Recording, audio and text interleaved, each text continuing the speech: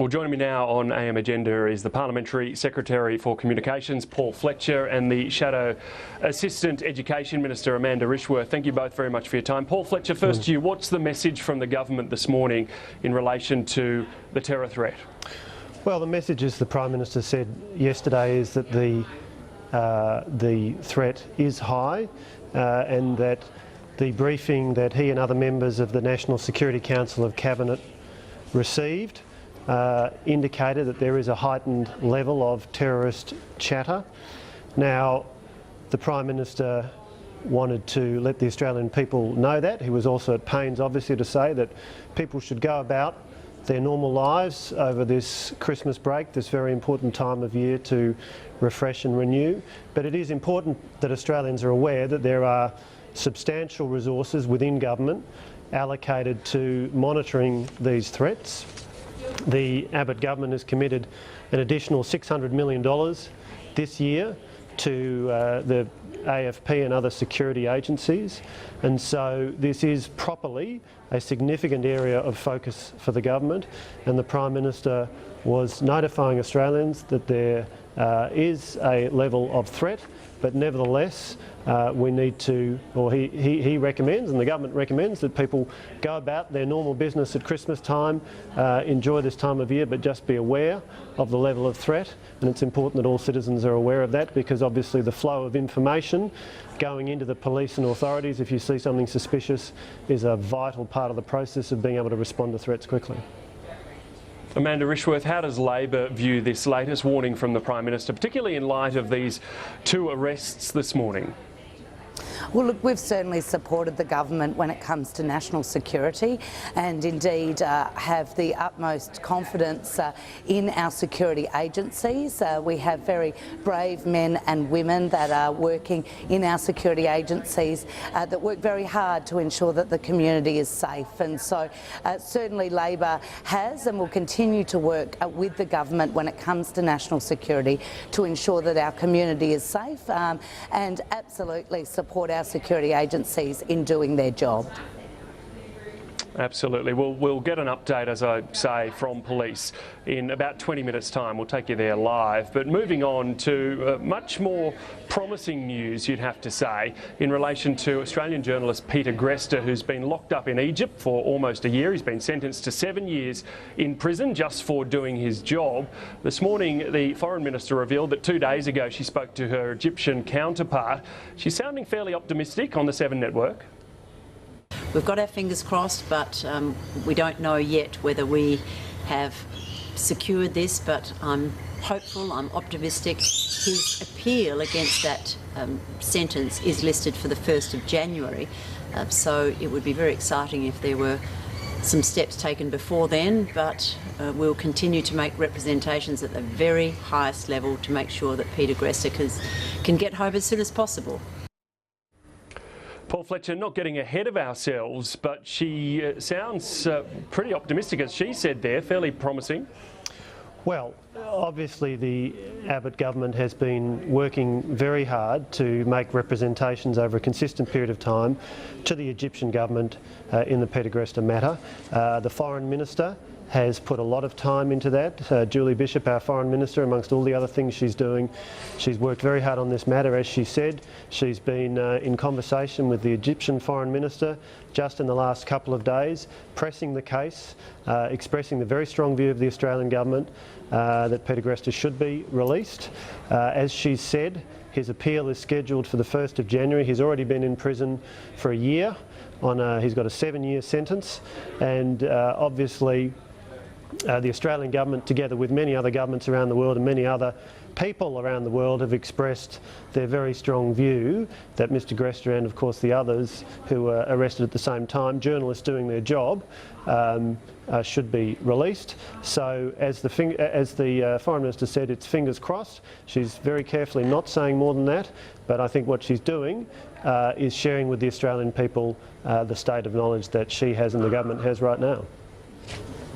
Amanda Rishworth, it would be amazing news if he was released before the end of the year, perhaps a little tight for him to be released before Christmas. How is Labor responding to this latest news, if you like, from the Foreign Minister?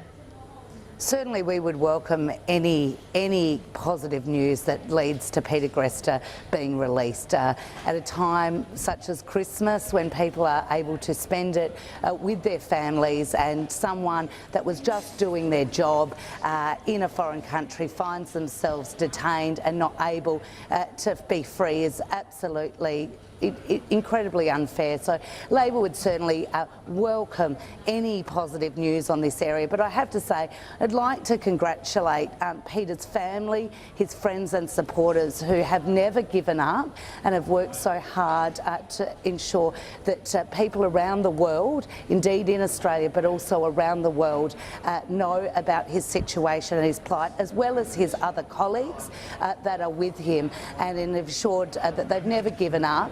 And we certainly would welcome any news that would see him released as soon as possible. And the opposition has certainly been supporting this and has been very supportive of the government, but all of his supporters and his family, to ensure that he does get released. Yes, fingers and toes very much crossed over the coming days, the Christmas break. We'll be back with more after this. Stay with us.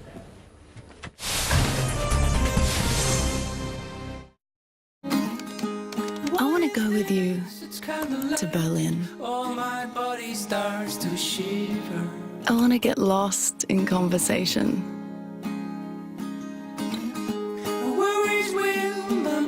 And then I want to fall into bed.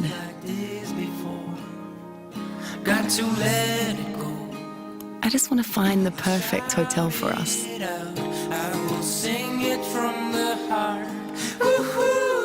And I want to book it for the best price. Are you with me? Hotel Trivago.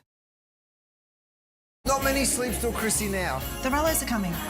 Time to get into Coles for some delicious 100% Aussie South Stall free pork to feed your family.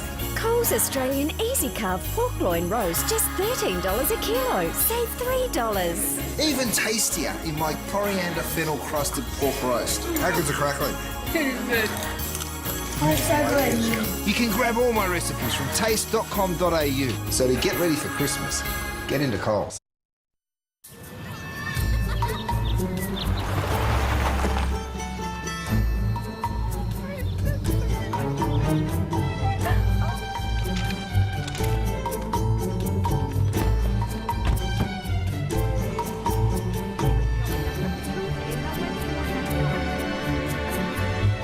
It's the SUV for real people. Introducing the Ford Territory Mark II. Keeping Australia real. To be a trader, you need that spark inside. The courage, vision, and determination. The eye to see opportunity, and the wit to seize the right one. IG.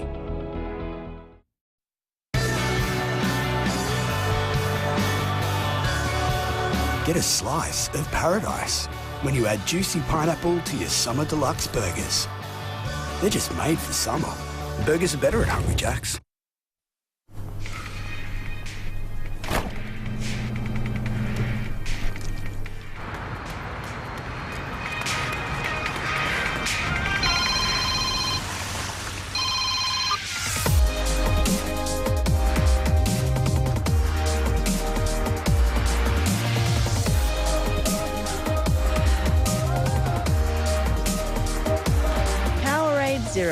Zero sugar, fast hydration.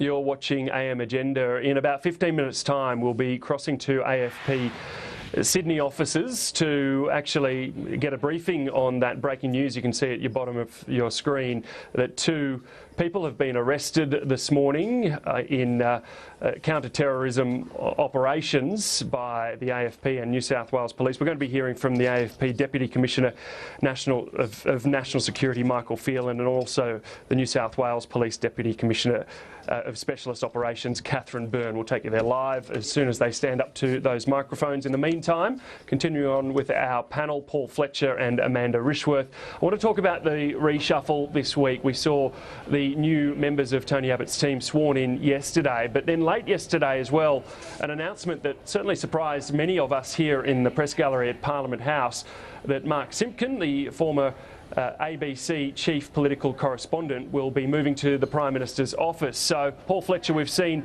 a revamp when it comes to some of the key policies. We've seen a reshuffle of the front bench, but also changes inside the Prime Minister's office. Is this all going to be enough to reset what has been a tough end to 2014? Well, certainly what we've seen is some very talented people taking up new responsibilities within Tony Abbott's parliamentary team. Susan Lee, for example, coming into the cabinet as Health Minister. That's terrific news. Susan is a very impressive lady, diverse background, multiple university degrees, got her start in life as a pilot. She's been a commercial pilot and air traffic controller. She's been a farmer, so very diverse life experience, and that's one of the features of the Liberal and National parliamentary team. People from many diverse backgrounds. Very pleased to see Kelly O'Dwyer becoming a parliamentary secretary. Kelly's a very good friend of mine. We came into the parliament on the same day, on the 5th of December 2009. It's terrific to see Kelly coming in as parliamentary secretary to the Treasurer. Christian Porter, Josh Frydenberg. So it's terrific to see Simon Birmingham coming in as Assistant Minister for Education. So some very talented people. They'll be making an excellent contribution. Of course, also. And what about the changes in the Prime Minister's office? Well, obviously, very pleased to see the announcement in terms of Mark Simpkin coming in. I'm sure he'll make a good contribution there as well. But look, the Abbott government is focused on delivering outcomes for Australians, and what we're focused on is getting on with the job, really. Ultimately, the sort of insider gossip is of interest to those of us who work in Canberra, but most Australians quite properly say, what is the government doing to get the budget back under control, to get the economy moving along, and to keep Australians safe. These are all priorities for the Abbott government. We've been consistently focused on them throughout 2014. We've done the things we said we would do. We've repealed the carbon tax. We've repealed the mining tax. We've made a very good start to building the infrastructure, WestConnex, for example, in New South Wales, and infrastructure projects around the country. So that's our principal focus, and the changes in personnel are about delivering a better outcome for the Australian people. That's our focus.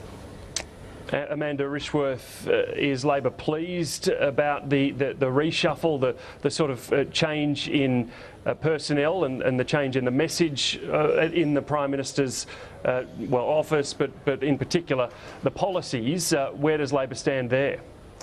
Well, first of all, Tony Abbott cannot blame his staff on the chaos and the disorder that has actually been constantly through this government, and to somehow try and make a scapegoat of a staff member, quite frankly, is ridiculous. I mean, this government has lurched from chaos to crisis over the last year, and has, quite frankly, not delivered to the Australian people. But in terms of the reshuffle, I mean, the big question for the new ministers is, will they fight Tony Abbott and Joe Hockey and scrap the unfair plans in their portfolio area?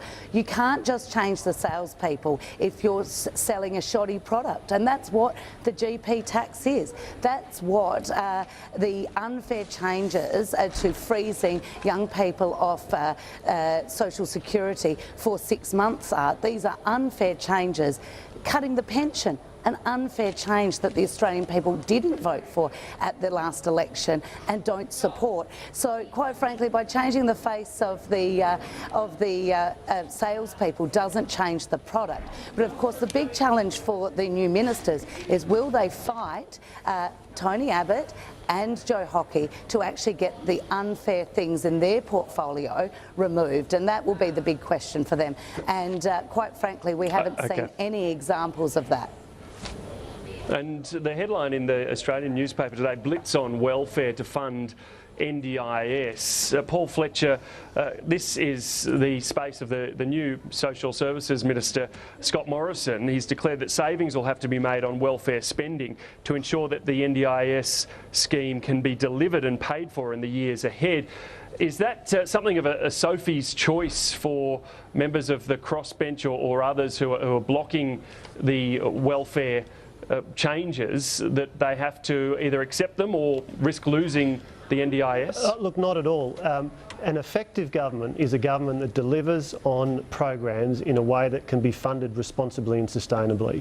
And what we saw from Labor over 6 years was deficit after deficit after deficit with no plan to get that under control. And it's all very well to say we're going to keep doing all of these things but not worry about how it can be funded. So what Scott Morrison is focused on doing is saying, as he said in the press this morning, he wants to be able to deliver an NDIS that can be funded, and so therefore we need to look at how it is to be funded, and we need to look at operating our very substantial social welfare expenditures so that those in need are supported.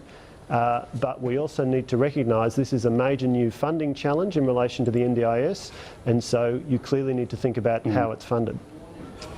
Amanda Rishworth, 30 seconds to respond.